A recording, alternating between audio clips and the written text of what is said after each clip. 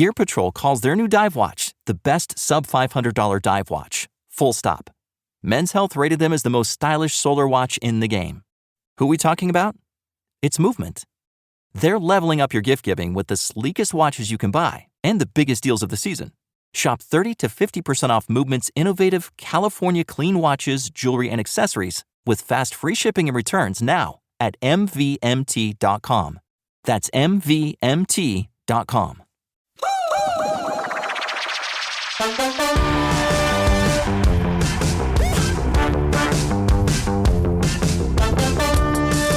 Hello and welcome back to the Potted Together podcast. My name is Adam, and as always, I'm joined by my co-hosts Becca and Nicole. Hello. Hi. Hello. I'm just now realizing that it's been a long time since I've led because that felt weird, you know? Yeah. I think it has been a long time since you've led. It's funny because we typically take turns leading, but it's like sharing I is forget caring. after 3 weeks what our intro is. Yeah. Becca, what are you drinking out of? My cup is inside of this tape. I don't know. I just did that. I don't know.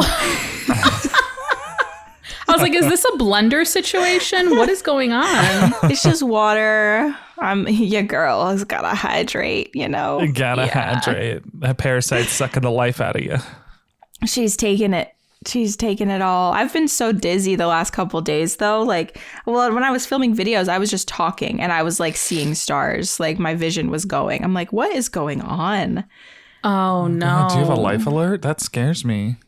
Oh, God. If I stop talking for a while, you know, it's okay. I'm anemic, so it's just, it happens. So is Mia. Mia will go to do something and she's like, oh, I got up too fast. And I was like, that's not normal. Did you take your iron this morning? Yeah. She's like, no. Wait, I get dizzy if I get up too fast? That's not normal? No. Oh my gosh, really?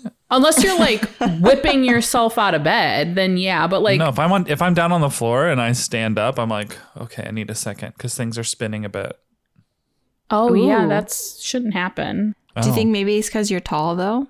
No, Maybe. that's not normal. It's a long ways from the floor to the It's top. that's like a long way to fall. It is. Oh my gosh. Yeah. All right, friends. Well, today we're going to be talking about summer care, summer plant care, what we're doing, what's happening, what's going on. But, you know, we do our little chatty catch-ups first. What's the 411? What's the Mean Girls? What's the hot goss? What's the hot goss? I'm a cool mom, not a regular mom. That's true. All right, catch up. I went to Northwestern University yesterday. Can I talk about that? Oh, well, I guess, yeah. Someone's raring to go.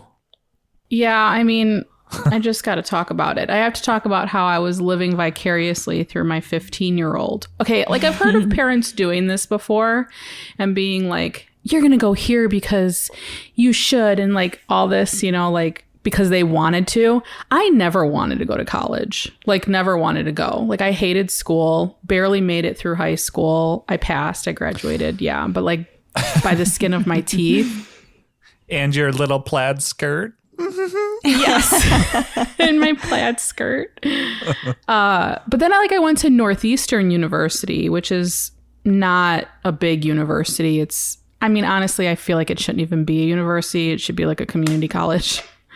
Oh, did you get it? I don't think so. You got to do the slide. I know. I didn't see We're the going to be slide. talking about fungus gnats I later. didn't see the slide.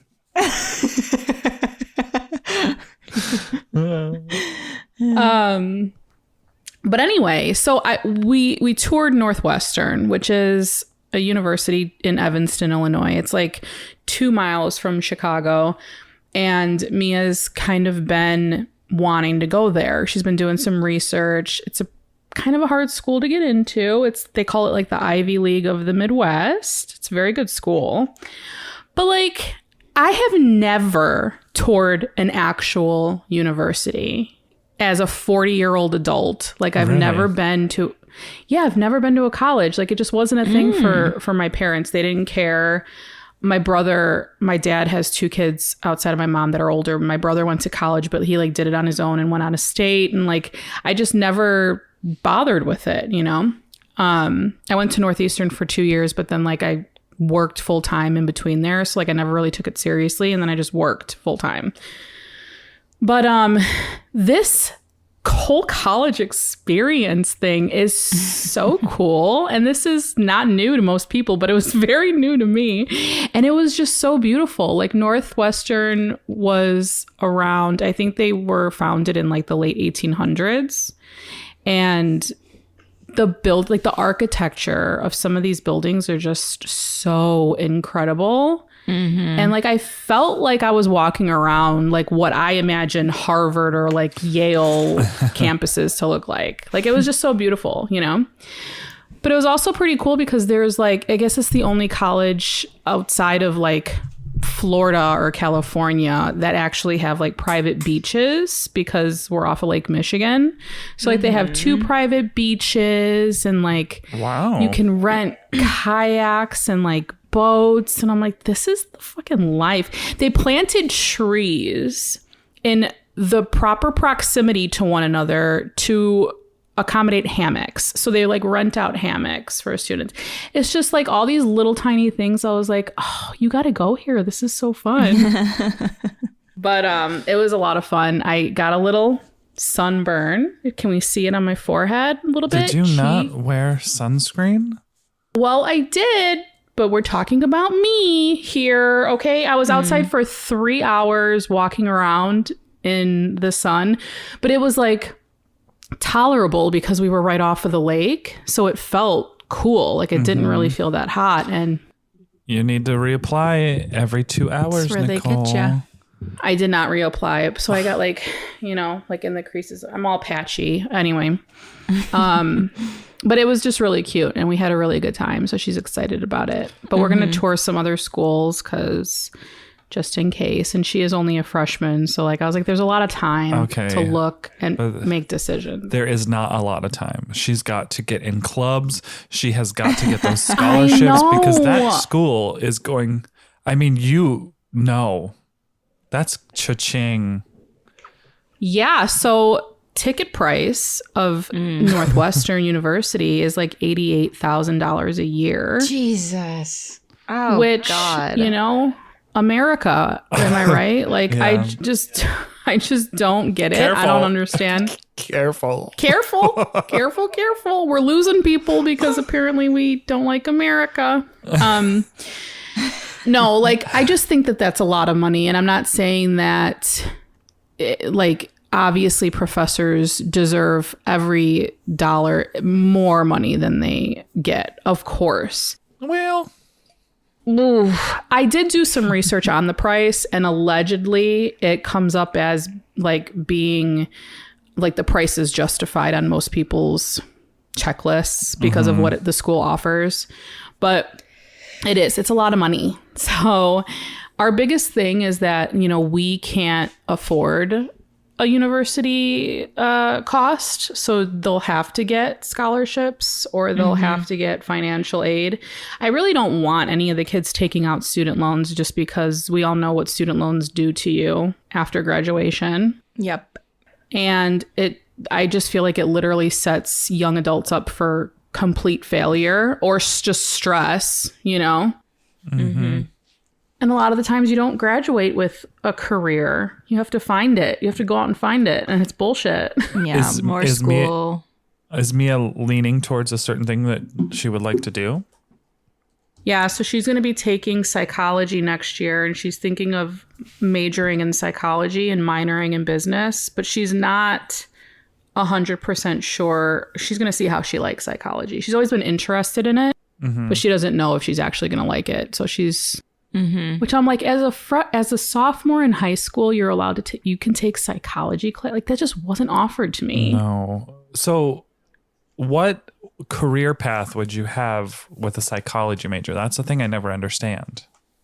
Well, I don't know, like she's thinking of possibly becoming a psychologist and like maybe having a private practice. So she's thinking like if she did business as a minor, that would set her up for owning her own psychology business, you know? Yeah. But also, if she doesn't like psychology, she knows that she wants to have her own business. She doesn't know what she wants it to be, but she likes all the little like arts and crafts things. She's creative. So maybe she'd open up like, I don't know, like a gift shop or something and on the side, you know? Yeah. But it's so hard for these kids because like even Tia, like Kayla's still young. She's not in high school yet, but like they don't know what they want to do. And like I sure as shit didn't know what I wanted to do. I didn't. And honestly, like in my 30s, I was like, yeah, I wish I would have went to school for something completely different. Because like right now, this is not what I want to do with my life.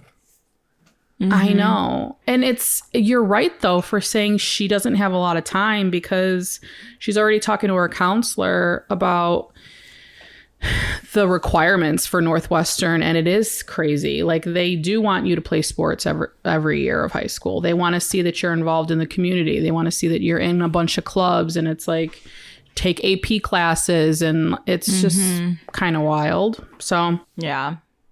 I'm like, listen, you know, you'll figure it out. But we're going to tour University of Michigan in Ann Arbor in August. Fun. That's so fun. I feel like college visits, they just like do such a good job at making you want to go there. Like every college visit I ever did, I left and I was like, that's where I want to go. And then I go to the next one and I'd feel the exact same way. Like they just have this like infectious energy. Yeah. Yeah. I never even toured the college that I ended up going to. Never Really? did. Yeah. You're like, fuck it. I mean, I feel like I didn't know this was a thing. I really didn't. Like being a parent, like, I mean. As a freshman, I never knew anyone that went and looked, but that's because that's for the people who are ahead of their game. So that's Mia. Well, yeah.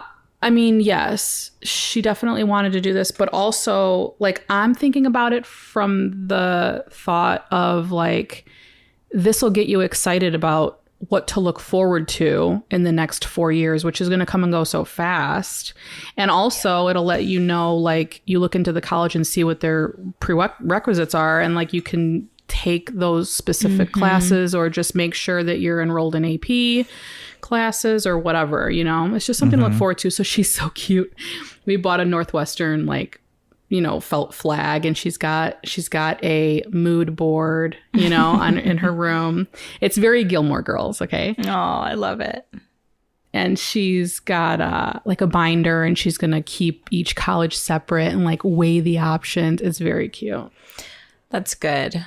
I'm here for it. I get nervous about, you know, the expectations these schools have on these kids. Like the acceptance rate at Northwestern, I think, is 7 or 8%. I don't have my AirPods in again, so. Oh, shit. It's okay. I do the editing, so we're fine. Shit. We're going to have to remind you. Well, it was only 14 minutes. Yes. Yeah. Of hell. Not like last time, it was like 40. Yeah. It's like between 7 and 8%. So like 2,000 kids get in each year, I think, but like 20,000 apply or something like that. It's scary. Yeah. That is wild. You know? Yeah. That is wild. Well, I mean, Rory wanted to go to, spoiler alert, Rory wanted to go to Harvard, like her whole career. And then high school career. And then she decided to go to Yale, and she was so happy. She decided on Yale. Yep. She was very happy. You never know. It was a good choice for her. Yeah. Yeah. But then like I'm thinking like, okay, like I guess the next election will kind of tell us where we're headed, but I'm like, you know, our surrounding states, we don't want to go down there. We don't want to go to any red states because you're going to be a young adult, young adult woman. Yeah. And you just don't want to get, that's sad, you know, because there's some good schools down there. Yeah, but it's scary. So anyway, that was the highlight of my week, and it made me realize that I really wish I would have went to college and had that whole college experience. But here I am. I'm not going back to college, but you can live vicariously through her. You can live through her, and then I'm a cool mom. You know, I'm a cool mom. I'm gonna come visit. What are we eating? Pizza? Let's order. Nicole's in the dorm playing Edward 40 Hands with all the kids. Oh my God. I got the tape. Oh God. Oh my God, stop. Do kids still play that, do you think? Oh God, I don't know.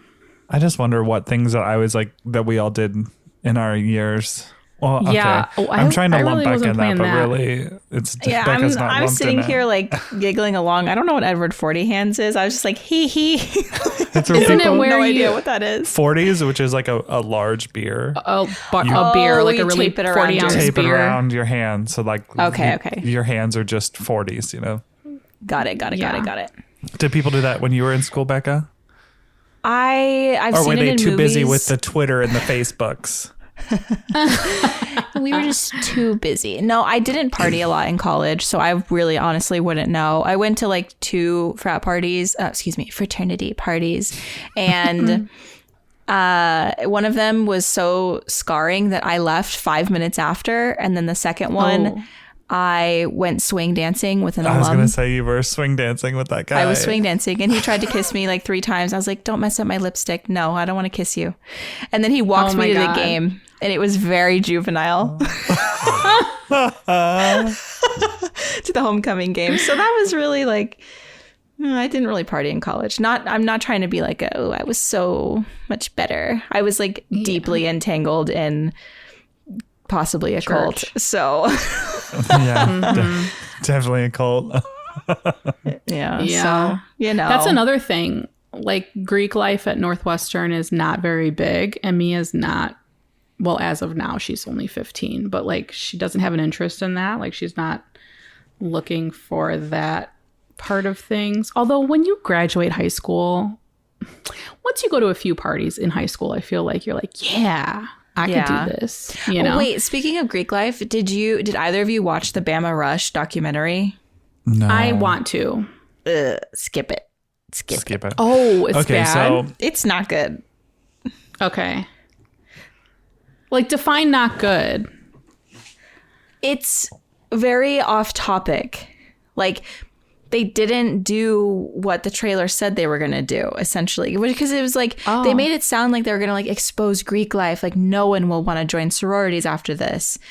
And it was just not, there's no cohesive storyline.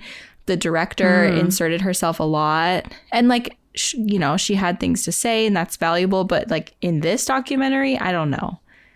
You know what I mean? It was just off topic. And it was like, why are we talking about this when we're supposed to be talking about this? You know? Okay. So when I was a freshman going to school, like I saw all the Greek tables set up at the Union, and I was like, losers, like no interest whatsoever. But I did join a fraternity when I was a junior. But I feel like at that point I was already like, I couldn't be succumbed to peer pressure that would happen to freshmen joining Greek life. Like people being like, oh, you have to do this. 'Cause I'm like, I'm older than you and I don't care. Yeah.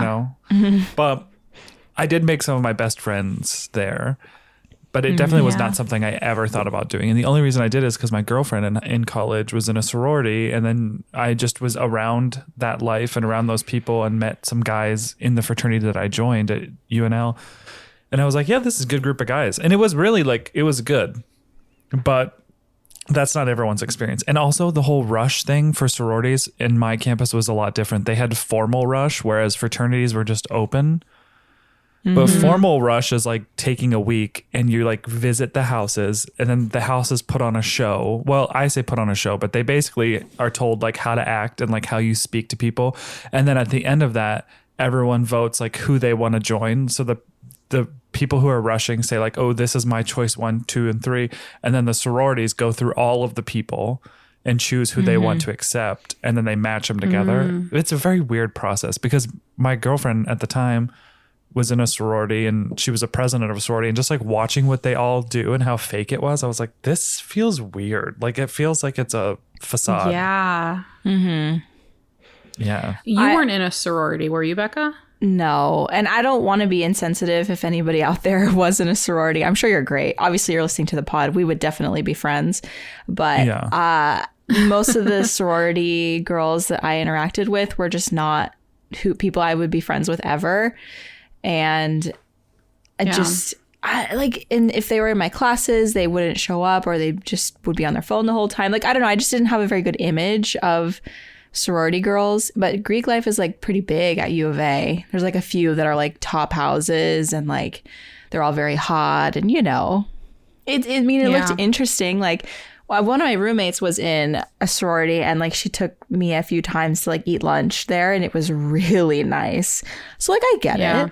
But no, just generally like the people that I would see in Greek life, I'm like, I would not be your friend, so I don't even want to entertain the thought. Like, this is not my type of person. Yeah. What college did you go to again, Adam? University of Nebraska at Lincoln. UNL. Oh, Lincoln. Okay. Yeah. Yeah, I don't know. I mean, she's really not interested in all that, but I'm like, maybe you will be. She doesn't seem like one that would. No, and I think she would find her group elsewhere, you know? Yeah, I think so too. In she's clubs and stuff. Yeah, she's like artsy and angsty. I just don't, like, sorority girls just usually aren't like that. I don't know. Yeah. Typically, generally, let's say. Unless you're in the sorority of House Bunny. Those girls were, I love that movie so much. That's such a great movie. Remember, ladies, the eyes what are movie? the nipples of the face. House Bunny. Have you ever seen it? The movie's called House Bunny? House Bunny with Anna Faris. Why does this sound familiar but not? She was a Playboy bunny bunny who got kicked out of the mansion, and then she stumbled upon a sorority house that was kind of dilapidated. Emma Stone's in it. And she becomes their house mother. Oh my God. It's super funny. Yeah. Okay, I have to watch it. Yeah. There's some like trending so many TikTok iconic sounds quotes for that. Like the whole like, oh no, those girls are all boobs and no brains. Oh, is that from there? Yeah. I'll be in a library reading dusty books. Oh my God. So funny. Oh, that's funny. But yeah, I don't know. Girls support girls always. It just wasn't my crowd, you know? Yeah. Right. Yeah. But all right, I get Becca, it. what's been up with you lately? Other than, how's growing that a bump? human. growing a human. Well, here's a growing the human update. This will be brief because it was very, uneventful. But a couple days ago, she didn't kick at all. And I was like, what the heck is going on? Yeah. Because she's, at this late in pregnancy, it's like she's rolling around, I'm feeling it all day. And that this one particular day, I went up to get to go to the bathroom. Typically that wakes her up and she starts moving, and that didn't happen. I was like, okay, well, and I woke up for the second time, still no movement. I just didn't feel her really all day. There was tiny little nudges, but nothing more. And I was like, okay, well, tomorrow, if I still don't feel anything, I'm going to go into the ER. And then it was 10:45. Daniel's playing games with his friends. He's having a Saturday night. Okay. And I was like, Dan, we have to go to the ER. Oh, because I wasn't going to be able to sleep unless I made sure. Yeah. And I was really, as one does, I was going through all of the motions, and I feel more than I should even have to because of where I live, but it just was really scary. And so we went, and there was nobody there, which was great. So we were the only patients in the ER. Wow.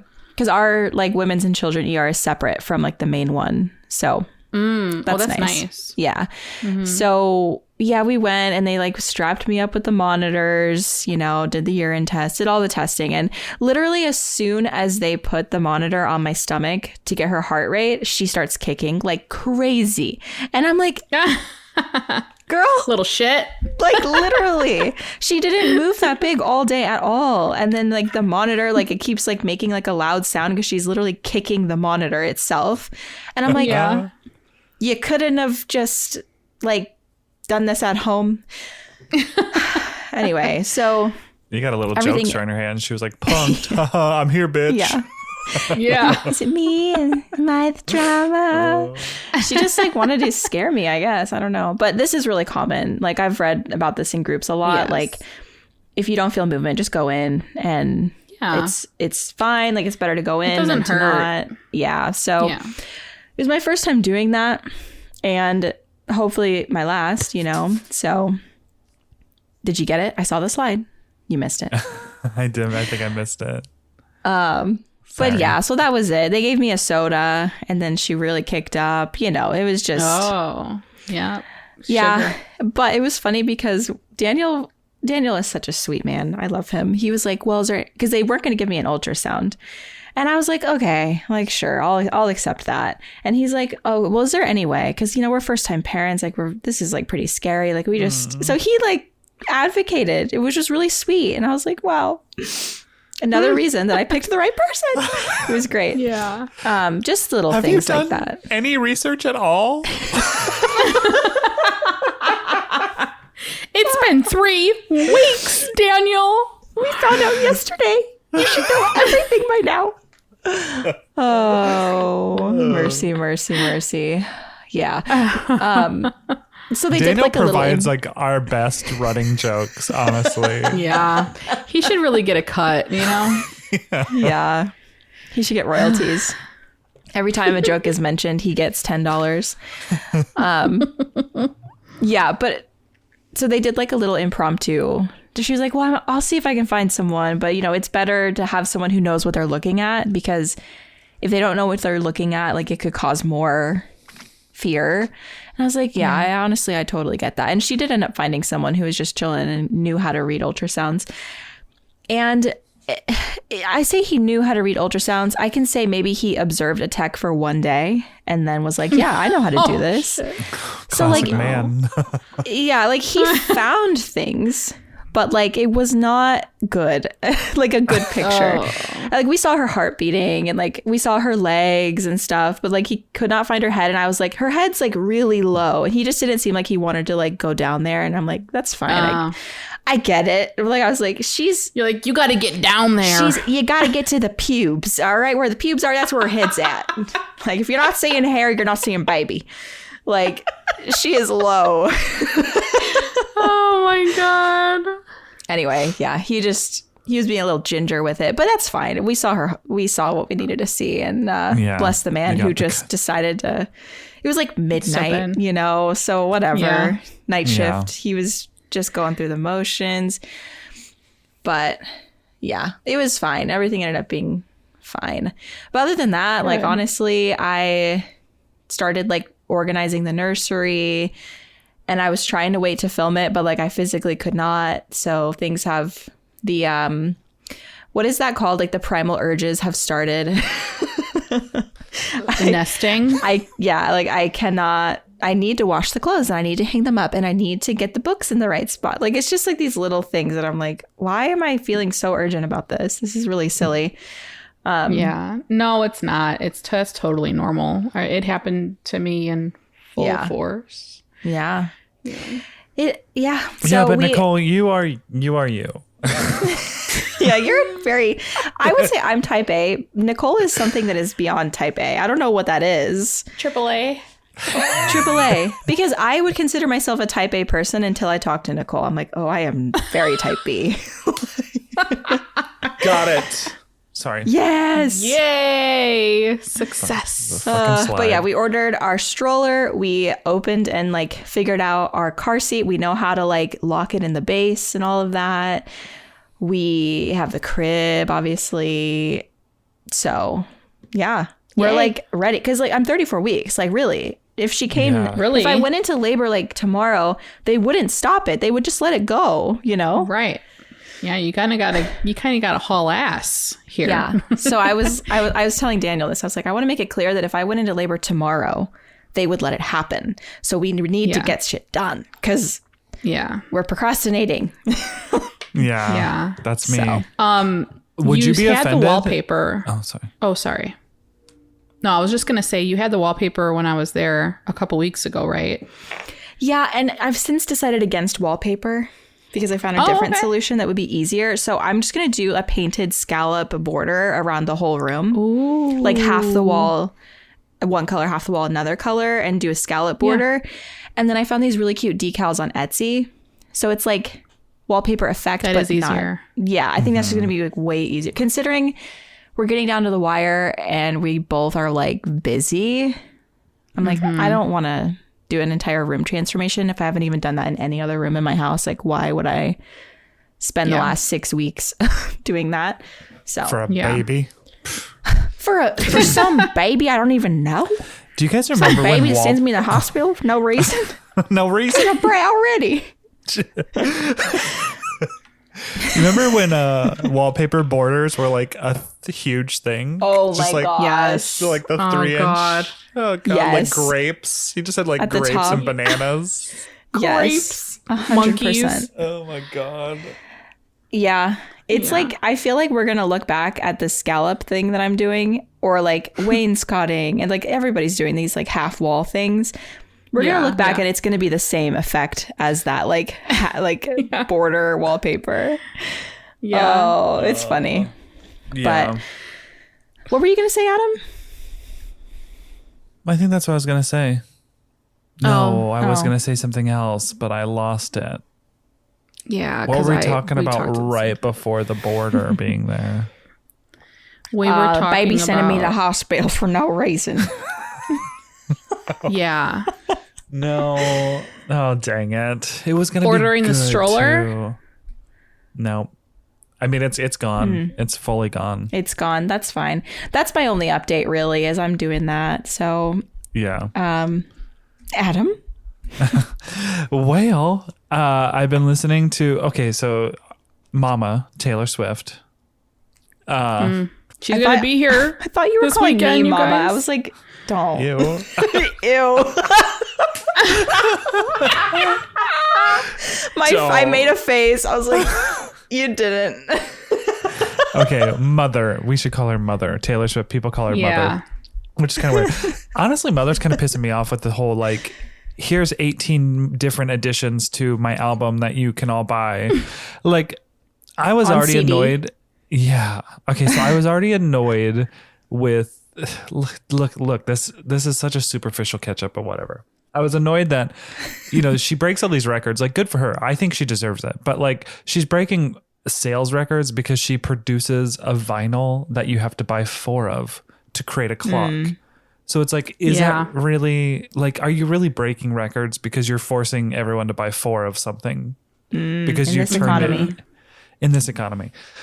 Well, she released a song from the vault called "You're Losing Me." I don't know if you guys have heard it, but No, I didn't even know about this. Anyway, so she only put it on a CD that you could buy at her New Jersey show last weekend. That's the only place you could find it.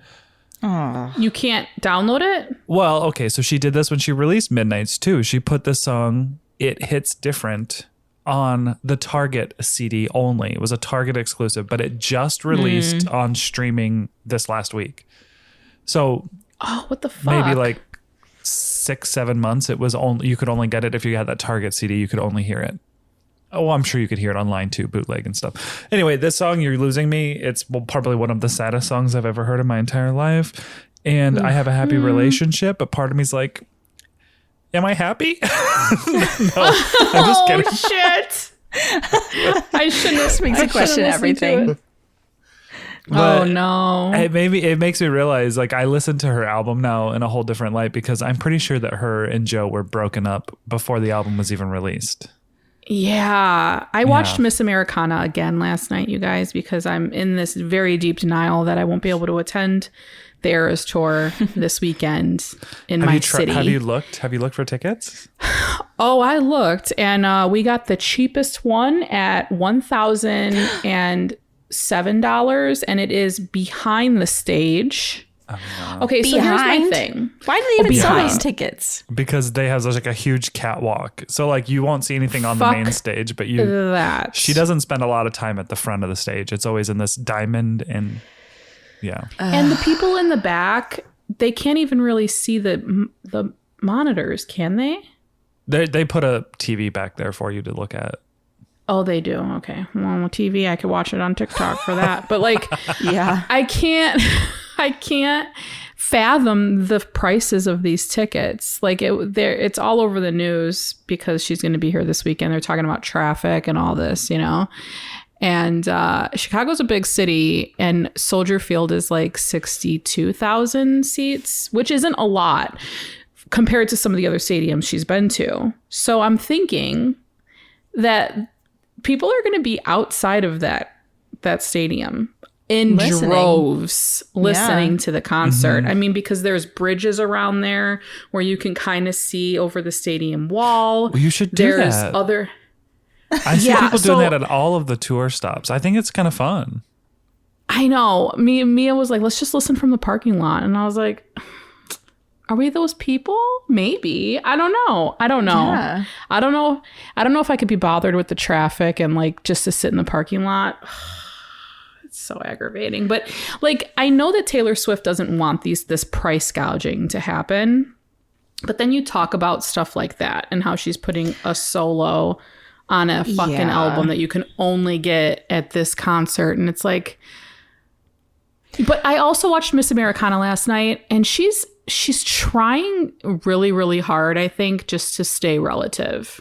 And she doesn't have to try that hard at this moment in her career, but like she's kind of getting up there in age and she's been around for a really long time. So like, will she start to die off? Like, will this whole crazy phase that people are having, will it go away? Like, maybe she's worried about that. I truly don't think so, because like at her concert, there was adults, like grown ass adults like me, and also children like Me. under 10 who were, Oh, yeah. we were all in the same place worshiping the same God, you know? Yeah, true though. I know that's what Mia said. She's like, she's really covering all generations, which is a hard thing to do as an artist. Yeah. But yeah, I don't. Maybe she'll be another Prince or I don't know. I was gonna say Michael Jackson, but never mind. Oh, yeah. I feel like she's there already. Yeah, She's a pop And icon. she's only 100%. She's what, like 35, 36? I think she's 33. Well, let's see. She's 33. Oh I wait, guess we could Google it. I can't Google it because I'm uploading something. Because your internet. She's 33. Just trust me, all right, Steve? Trust me. Trust me. 33. But yeah, so, well, it could be an experience. It could be a fun experience if you went and watched, but I also get that you don't like being around other humans, especially in that kind of quantity. Yeah. So, or traversing Yeah. any roads outsed of your neighborhood. Yeah. Yeah. Can you Or imagine if you were stepping on getting any married that sidewalk weekend? outside of your house. Well, kidding. that's a thing. Like the weddings, like I'm not working this weekend. I don't know how that happened, but it pisses me off even more because I don't have tickets, you know, like I have nothing to do this weekend and Taylor Swift is just going to be in town, you know? But the weddings in the city are going to be fucked. Yeah, like how do you even, and like people plan their weddings like a year in advance. And when did these tour dates drop? Like less than a year ago for sure. Oh yeah. Like Yeah. you just you would have had no indication to plan around it. I would not have my wedding downtown Chicago on the same day that Taylor Swift is coming, but like you can't change your can't wedding date. plan it. But like also I would not have my wedding downtown Chicago anytime during the summer because this is the thing. This is what Chicago does. There's so many fests. There's Taste of Chicago. There's Lollapalooza. Oh, I loved Taste of Chicago. Yeah. Yeah. I think that they did something different last year where they did like different, they had it on like multiple days, but it was like different vendors. So it wasn't as packed or something. I don't know. they tried to do something different after they opened up after COVID because they stopped doing it for like 3 years, 2 years, Dang. 3 years. But anyway, like downtown Chicago in the summer is ridiculous as it is. Having a wedding and like driving around doing photos is just so. No. Yeah. Anyway. Anywho. But yeah, I get what you're saying about her like capitalizing on the fact that like, just coming out with all these different things to buy. Yeah. I mean, because the girl doesn't need any more money. So like I can understand the whole like exclusive on a CD. Like I know people still like CDs. There's people out there who be like, I still listen to cassette tapes. You're always going to have those people. But like I physically don't own a CD player anymore. Like I don't own a CD player. So they don't even have them in cars anymore. So yeah, it's just like, why?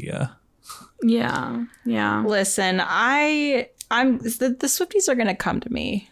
Like the Swifties are going to come for me on this, but that's greedy. I really believe that. Like I really do believe that. Huge, and I really believe that. She's a huge artist. Like, come on.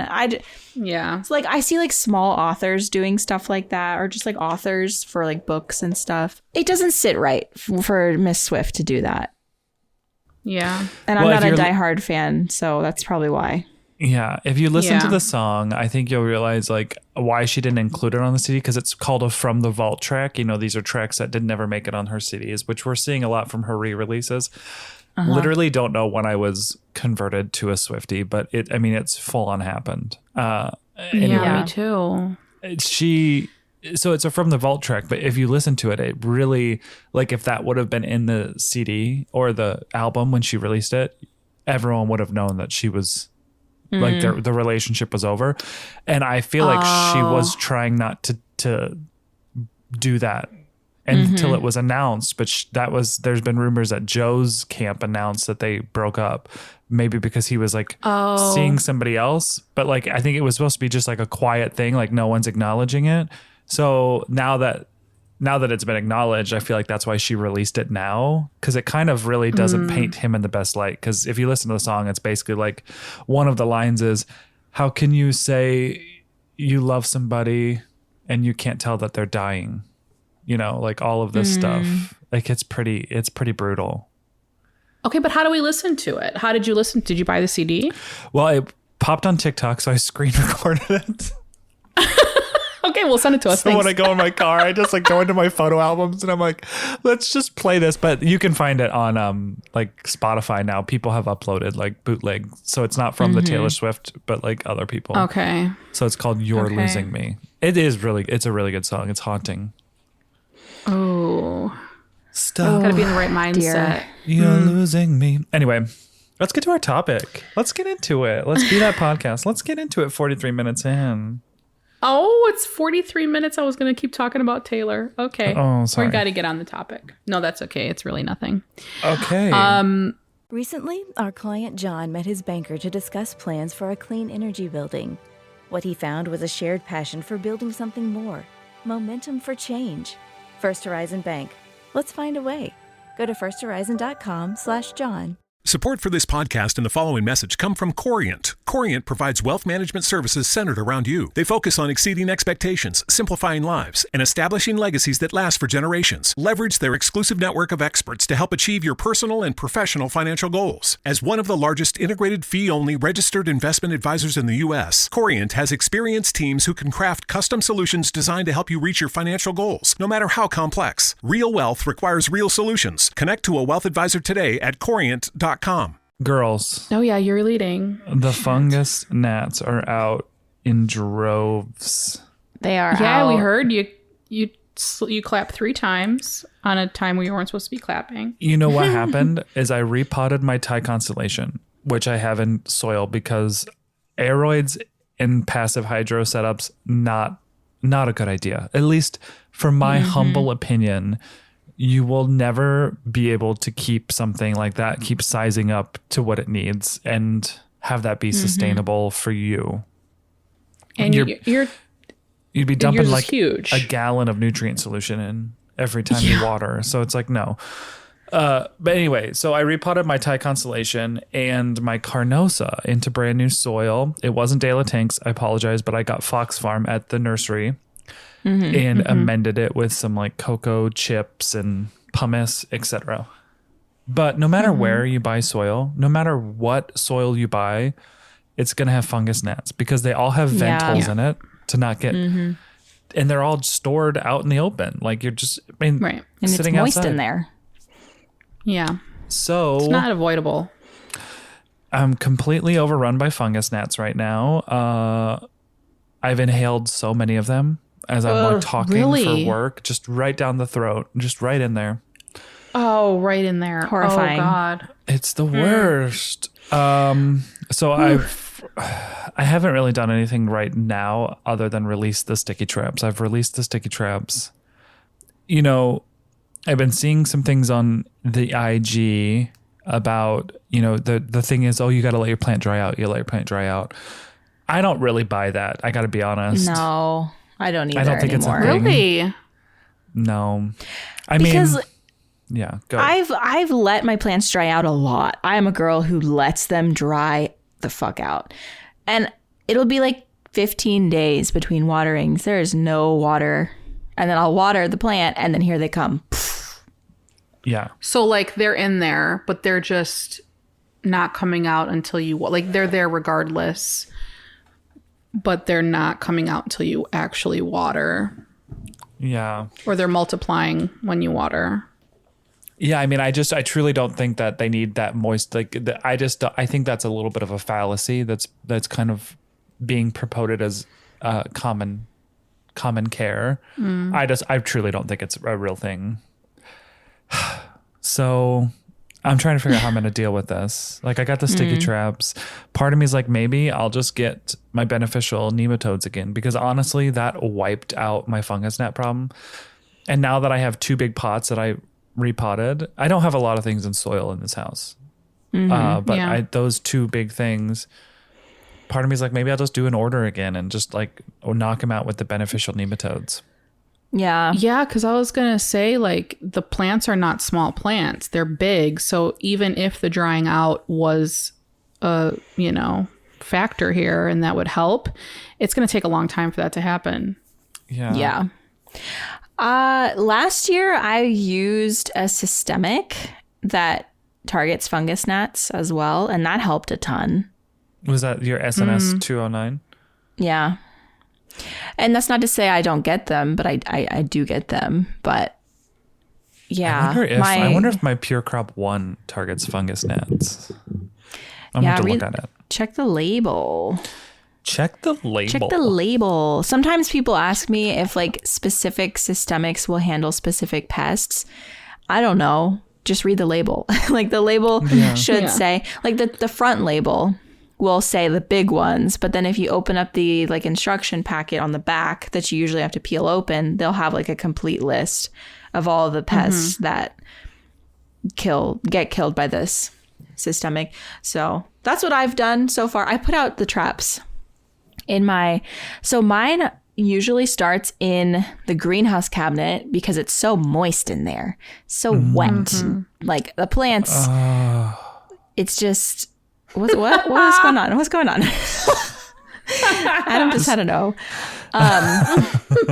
So it's really bad in there, and I held off watering in there for probably like a week longer than I should have because I just did not want to open the cabinet because those gnats are going to go on my other plants.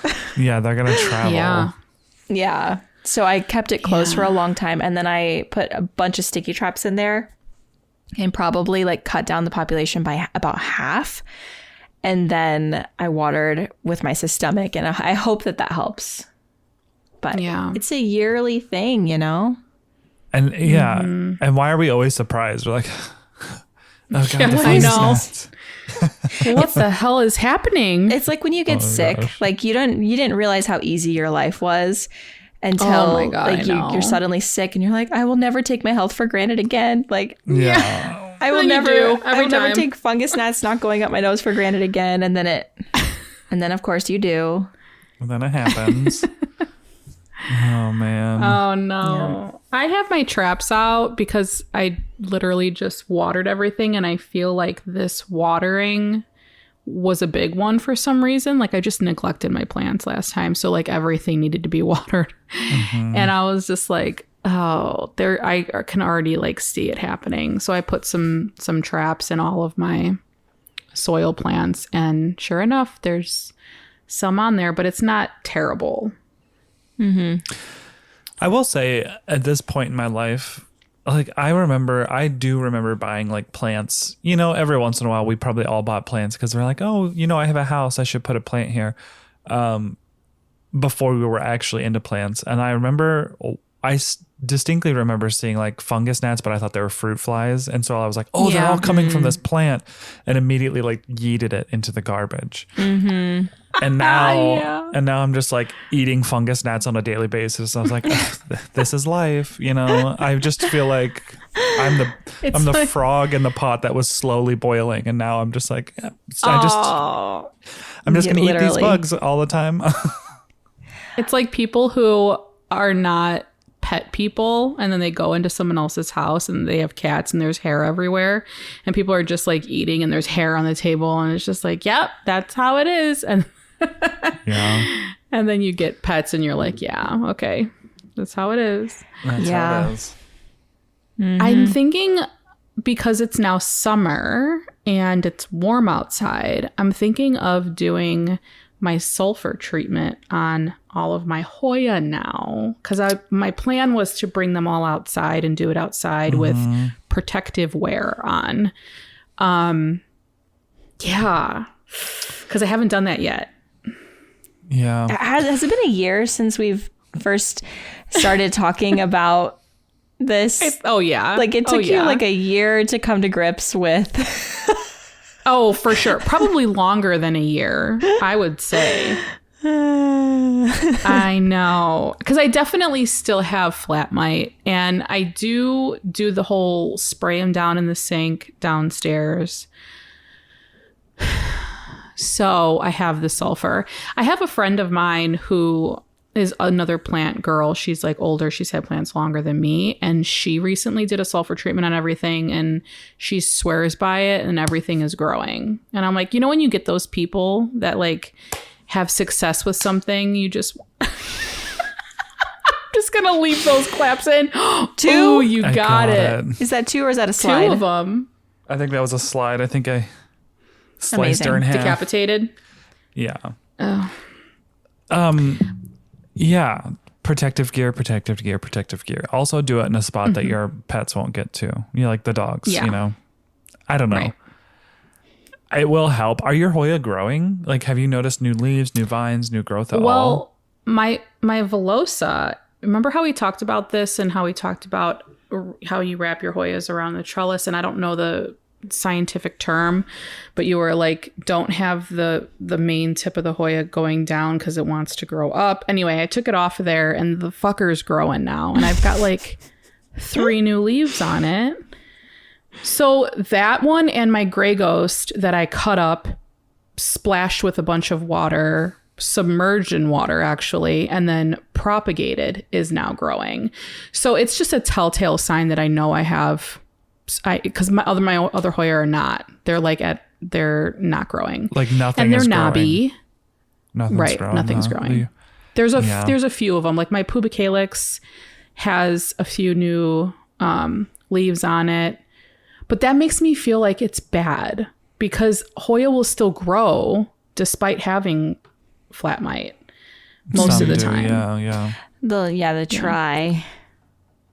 Right. Or they'll come out like wonky leaves or whatever, but they're knobby. They're not doing much. And I just feel like, you know, I mean, I think I'm going to do it. Again, I don't know if I would recommend the sulfur anymore, but it did help knock the population down as like an intro. Just, you know, be smart about it. Use protective gear, all that kind of good stuff. So what's the process in doing that? Like you get one of those little puffers and put it all over the leaves and all over the stems? Some people painted it on, which I thought was whatever, to each their own. My Hoya were pretty big, so I couldn't do that. So I just used a garden sprayer. I emulsified it in like water, you know, a tablespoon Oh. into like a gallon and then just sprayed it on my plants. Oh, I have a garden sprayer. That's what I did. I put it in like a spray bottle with water. Okay. Shake it up. Yeah, you have to keep it. It does settle, so you just have to keep shaking it. But Okay. I didn't know if like adding water to it would deactivate or whatever. I don't know. Okay, cool. I'll try that then. and then Yeah. leave it on there, and then I mean you could leave it on there for a month, but technically, if you're going to be doing the sulfur, you should be doing it each week for like 2 months. But that's a lot. Really? It is a lot. Yeah. I didn't do it like that, so Yeah, and it sucks because I have to bring all of my plants from downstairs, upstairs, and outside. And I can't leave them out there because they will burn. They won't do good. And most are in Hoya, so I can't just... I mean, maybe I can leave them in my garage. yeah. That's an idea. Yeah. Yeah. It just sounds like a lot of work. And that's why I've been putting it off, because I'm lazy. And it's summer, and there's other things to do.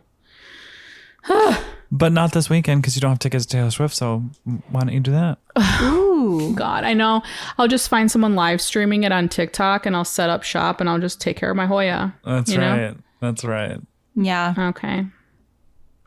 Done. What are some other notable summer care stuff?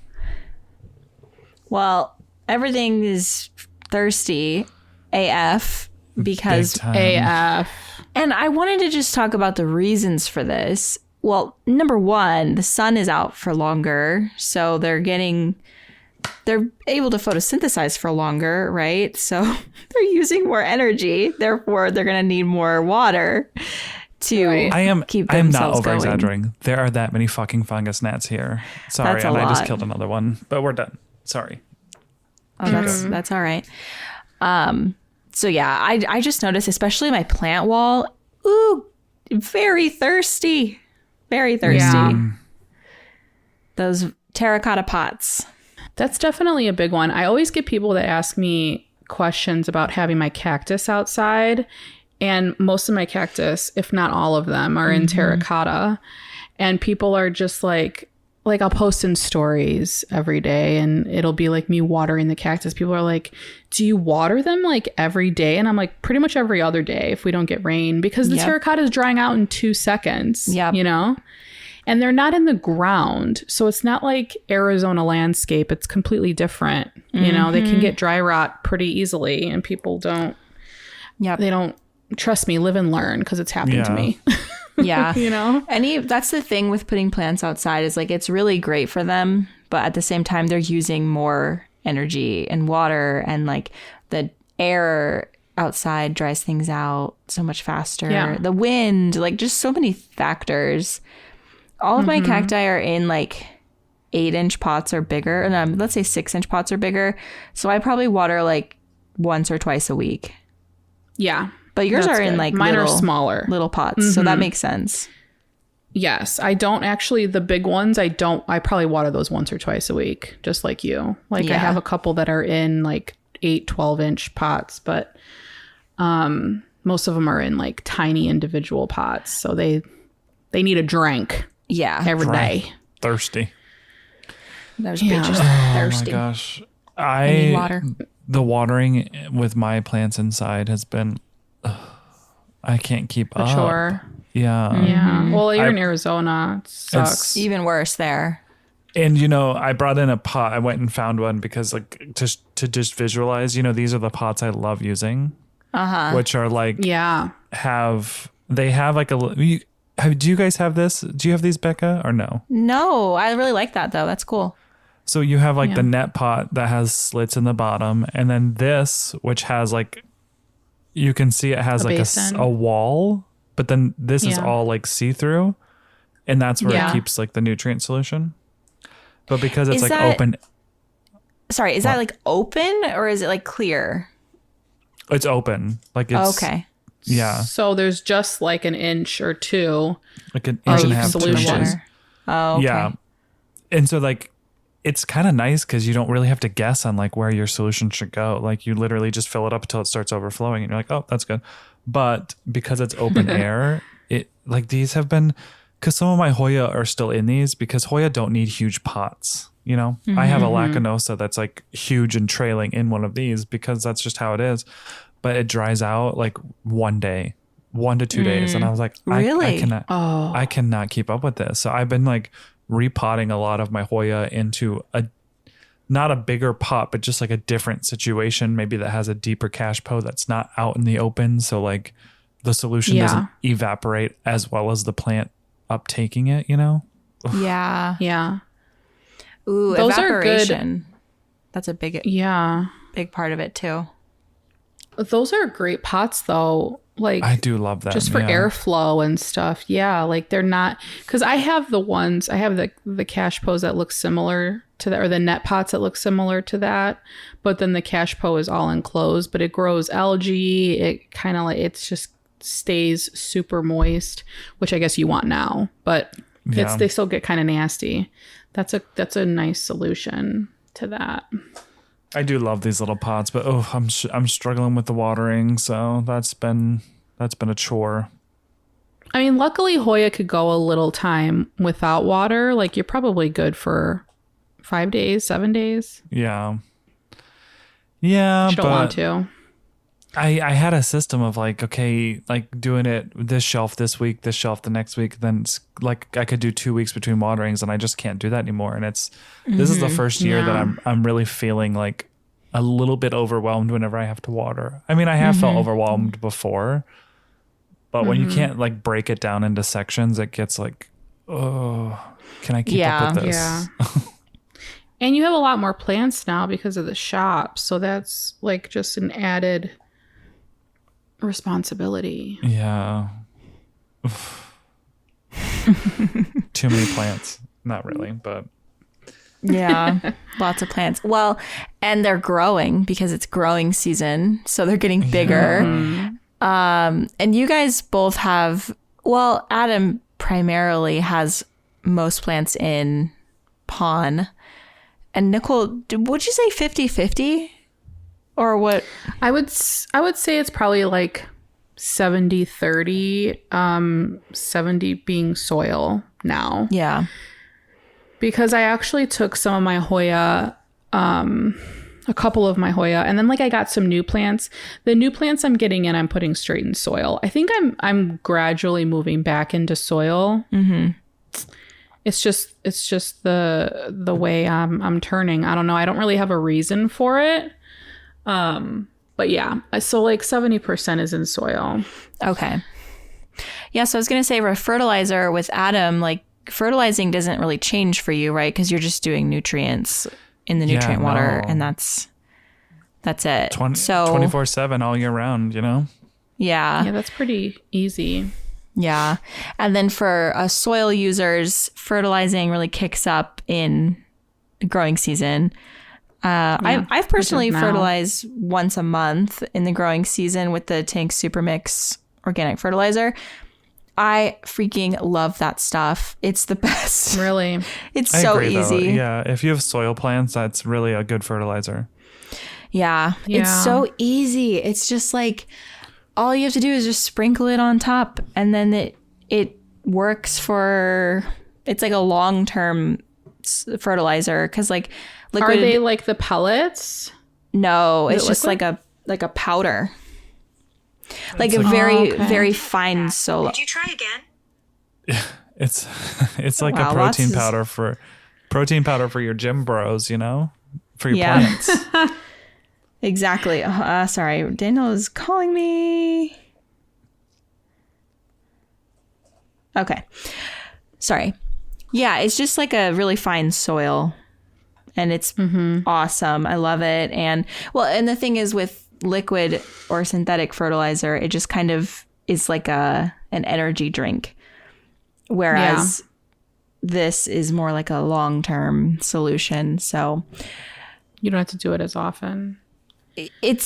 No, not necessarily, but it just like stays in the soil for longer, because if it's a liquid liquid basically, it just goes right through. You know what I mean? Yeah. And down the drain. Whereas this, it's like a solid material, so it stays. and keeps feeding. I don't know. I really like it personally. And not because I got a relationship with them, but like it is genuinely because I like it. Yeah. It's a good fertilizer. That's what you need because like the reason you're fertilizing is because like all of that stuff's gone from your soil. So like it makes sense to put it back into the soil using an actual non-liquid form, you know? Yeah. Yeah. Have you guys ever used the little green or blue or whatever, those little slow release pellets or sticks? Have you ever used those? Like in your beginning of your plant journey? I have like never, the but fertilizer Osmocote stakes and all those things. Or like the little, like in nurseries, like you'll see like the little pellets in your soil. I would say I would use them. I'm not against it. I think it's actually pretty smart. Yeah. But I've never used it. Me either. I haven't either. Good story. But like nurseries use them. So what? That's a good story. Yeah. No, but I do see a lot of people. The Osmocote is the one I see a lot of people using, where it's like you basically just like tip it in your pot, akin to the tank's superfood, you know? So. Yeah. So, what else happens in summer? Well, you can clear out your space because you can take your plants outside, which you two both have been doing. True. It always is a double-edged sword, though, because you're like, oh, I have more room. Let's fill it. And then winter comes around, you're like, well, shit. Yeah. You got to bring them back in. This is going to be the year of not filling in the spaces for me. I can't because it's just too much. But I just moved 2 more plants outside, 2 of my ficus. Oh, they're out there. I deadheaded my fiddle leaf fig, by the way. Did you? Yeah, let me show you. They are in my propagation tubes. There they are. It looks kind of funny, but yeah. So Nice. Did you? I did that, and then I brought the other 2 ficus outside. Yeah, those ficus love being outside. They love it. They grew a lot last summer, right? Mm-hmm. Yep, they love it, and the frogs love it. Like everybody's happy. And Everybody's happy. I have a trellis that I want to fill with plants too, but I just don't know what plants I want to put in it. So I'm kind of still deciding, but yes. So, speaking of ficus, Figgie Smalls not going outside? Yeah. Did you see I put a little poll on my stories today because I woke up this morning and I opened the blinds and I do my whole routine and I looked at her and she's currently putting out a new leaf, but then there's another leaf coming out again. And I did fertilize. So I'm like, okay, that's probably it. And I've been really diligent about keeping her hydrated. And she's right by the window.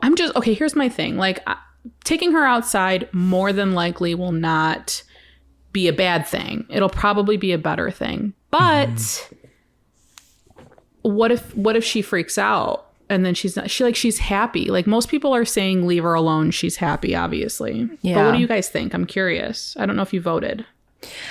I would vote leave her alone. I would too, because you know what? She's been through some shit already. You almost completely abandoned her in the middle of winter. Yeah. And the only reason she got back in is because we were in her corner. And so now I just feel like her actual corner. Put baby in the corner and leave her there, okay? Yeah. Well, true. And see, the thing is the thing with putting plants outside, the risk that you take is bringing them out, they'll get a lot of leaves, but bringing them in, they could potentially drop a lot, especially ficus. Yeah. So that didn't happen to me last year, but every other year that has happened. And so like, you know, it might have put out 10 leaves over the summer, but then it dropped 8 when I brought it in. So you're like, great, we just lost everything that we worked hard for.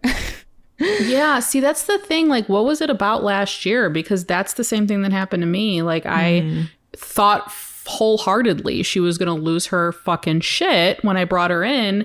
And she didn't. She grew all winter, which blew my mind.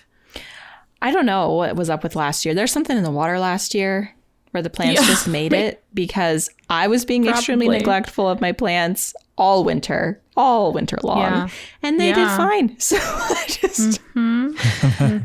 They survived. Yeah, I think I'm just going to leave her in the corner. I mean, my porch is, missing her a little bit, but my porch will be just fine.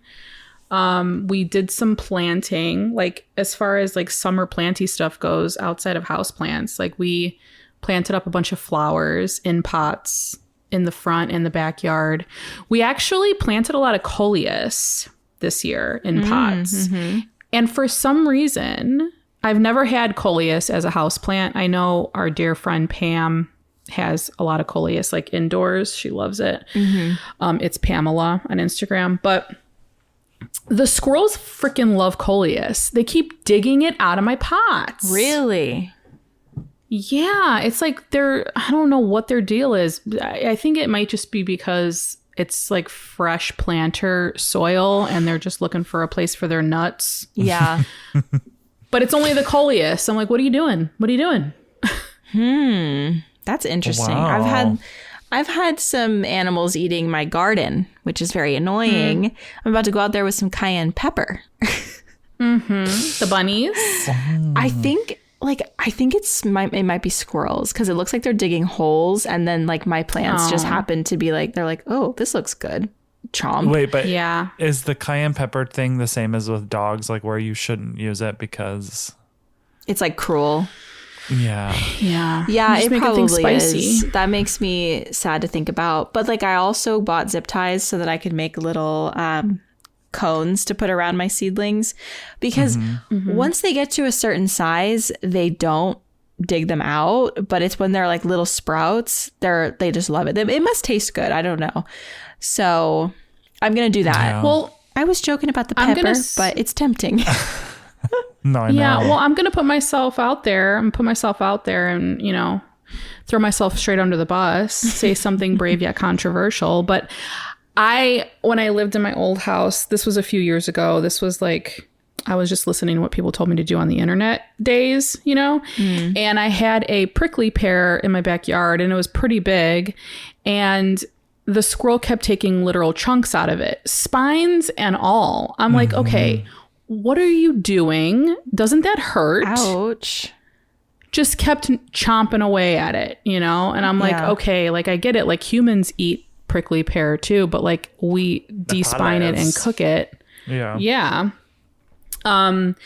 So then people were like, just use cayenne pepper, So I put like a little bit in a spray bottle with some water and I did the cayenne pepper thing, and the squirrel literally ate the entire paddle. So not only did he not mind the spines that were probably hurting him, he thought that it was extra tasty and ate the whole damn thing. So apparently squirrels like it spicy. Yeah, you gave him some spice. He's like, oh, thanks. Actually, this is really good spiced. I feel like a Puerto Rican. I feel like a Puerto Rican in his hair. Puerto Rican in his hair. I love that audio so much. Yeah. So that's what that squirrel in the neighborhood did. So I don't know. Maybe he just liked it spicy, but I don't know if it would necessarily be like a cruel thing, but maybe an animal that couldn't handle the heat would be bad and you wouldn't know, I think it's because it like gets in their eyes. Is that why it's considered cruel? Oh, not because they're ingesting it, because it would get in their eyes somehow. If it got in their eyes and burned, then they paw at their eyes and kind of like almost sometimes claw it out. Oh my God. Yeah, like try to take their eyes out. Because it's burning so much, because they don't really understand. I don't know. That's what I've heard. Yeah, that's how I've heard it too. The squirrel was superhuman. Yeah, because I'm imagining they're like walking around and it gets on their paws, and then if at any point in that day, if they haven't wiped it, they scrub their face. Oh. That would be sad. I would not want to do that to a pet. Mean, not even a pet or a... Oh, you know what? Listen to this. I have a rant. Let's talk about pets and plants. There's this YouTuber that I follow on TikTok, and this person has clearly commented on her videos like multiple times about this, because she was like, again, okay, hold on, pause. This woman just got a cat, okay? She has plants as well. She's not like us, but she has plants and she likes them and she's really good with them actually. And because normal people couldn't be good with plants, it'd have to be YouTubers. Like what? Why did I just say it like that? Sorry, that was weird. I get it. No. Anyway, so she posts a video of just like her morning routine, and like her cat is like following her around, just being a cat. And this person comments and is like, I just really wish that you would be more mindful. Like, again, I just wish you'd be more mindful about having plants around your cat. It's just really unsafe. Also, with your essential oils, which the essential oils thing, like, yeah, actually, probably. But the plants, I was like, why are we doing this to people? And I was on a snark page a couple months ago because sometimes I look. Like, okay, usually like big YouTubers, there will be like a snark page where people are just like, why are they doing this? It's a hate page. It's a hate page. Oh, you're on the dark web. No, and it's not that I like consistently check up on these things, but if I suspect someone has divorced or something has happened, I will look. You want all the tea. Cheese, that's for the sure. cheese may. Okay. Yeah. So is that on Reddit? Is that what that Usually where would you they're find Reddit. these? Okay. Reddit is where I would look. Like there's others there's other websites, but Reddit is pretty much where I'll go. But like I did it recently with Aspen because she stopped posting so much and I was like, oh, what's she up to? So I just like looked at the page to see what other people were thinking and I was like, oh, okay. Yeah. I think I've probably said that before. But anyway, point is, I was looking at one of those pages and they were talking about how this person with a dog, she had a Monstera deliciosa. And they're like, I just still cannot believe that she keeps buying these toxic plants with her dog. It's just despicable. It's so irresponsible. Her dog needs to be taken from her, blah, blah, blah. Like they were going Oh my off. God. That's how people behave on these pages. So don't go on them, okay? Just don't. Like spend minimal time, if any. Because people are like very, very toxic. But I'm like, you can have these pets and these plants. Like, why is that like automatically, like who's giving this misinformation that you cannot, I don't know. It just made me really mad because I'm like, she's not irresponsible. If the cat was eating her plants, she would obviously do something about it. Like, what? That's what I'm saying. Like, obviously, like with anything, if the cat scratches up your furniture, you're going to stop them from doing it. If a cat's eating your plant, you're going to take the plant away. Or my dogs have never bothered my plants. Dogs don't do stuff like that unless they're like super baby puppies or I don't know, they just don't. Cooper did when he was like a little puppy, and I caught it because you watch your animals. And also I've also read, this is brave yet controversial because I haven't looked like really deeply into this, but I did see someone post like most plants that are considered toxic, the pet would have to ingest like mass amounts of that plant, like a lot. The entire plant. Usually if they bite into it and it's the plant that like gives the crystals or whatever that like kind of makes their mouth hurt, they'll stop because it does like, I'm getting pain from just touching this with my mouth. Why am I going to keep going, Right. Yeah. Unless it's a black lab. Yeah. I'm kidding. Because black labs are known for just like eating everything. Yeah. No, but yeah, that's so true. Like the pet, from what I've heard, would have to ingest a fuck ton of that plant, for lack of a better word.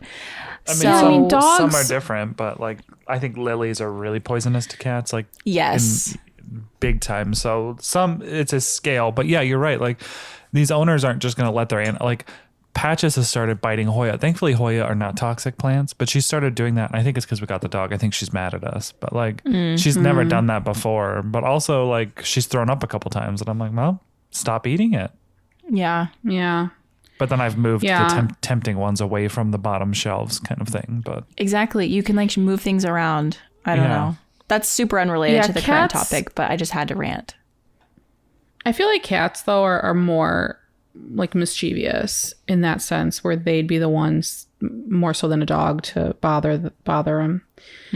But like animals, dogs specifically, eat like raw meat that are loaded with like parasites, and they eat garbage out of the trash can that's been there for a week, like their stomachs. They literally eat their own shit. Yeah, they lick their own genitals. Like and other dogs' genitals. Like they'll be all right.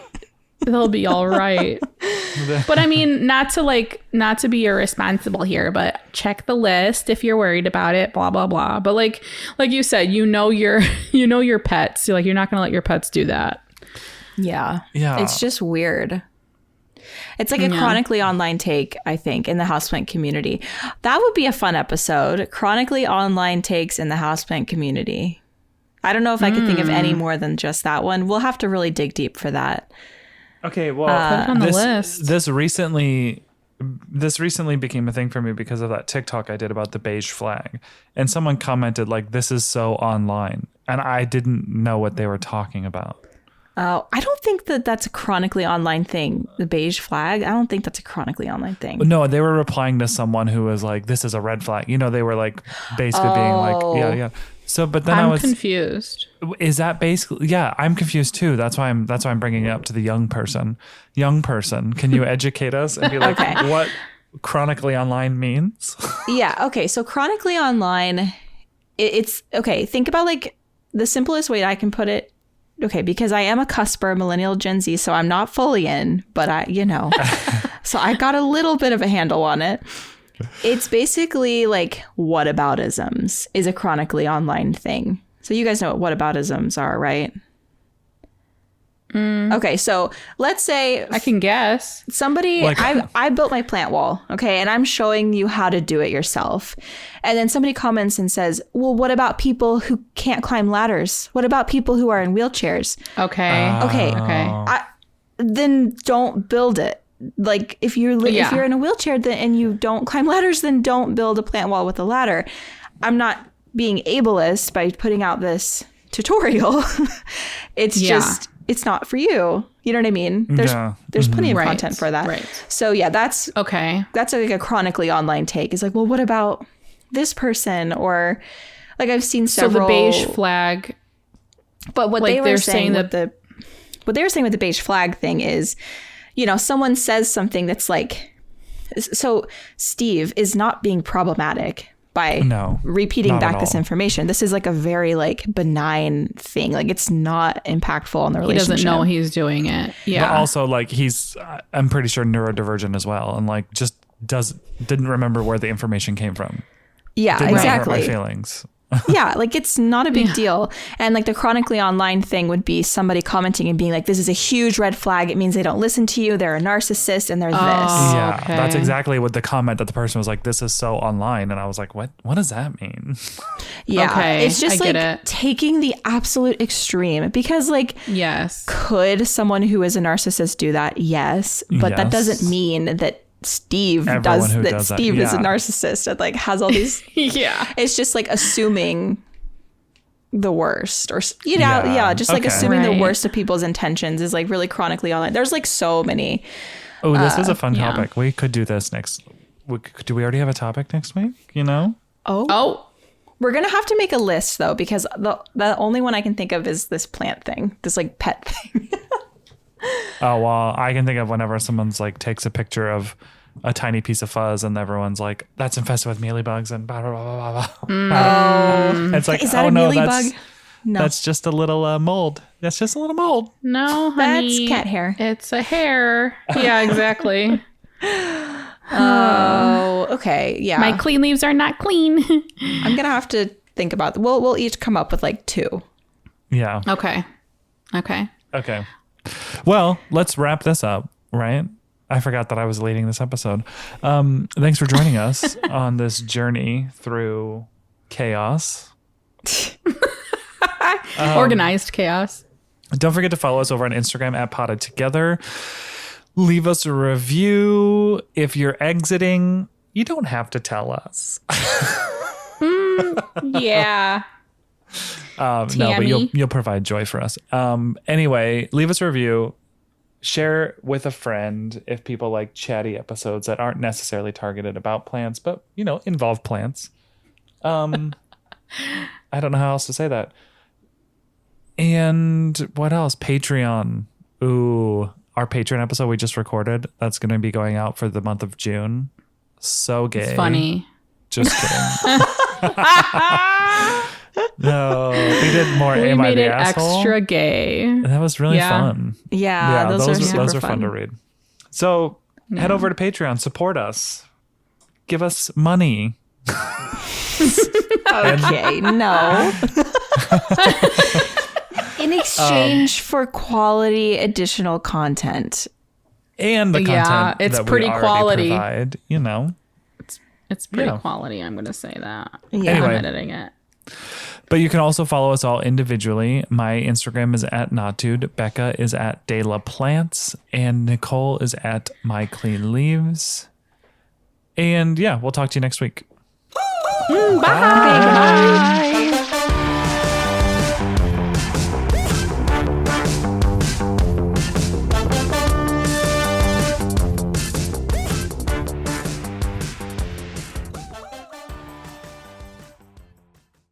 Gear Patrol calls their new dive watch the best sub $500 dive watch. Full stop.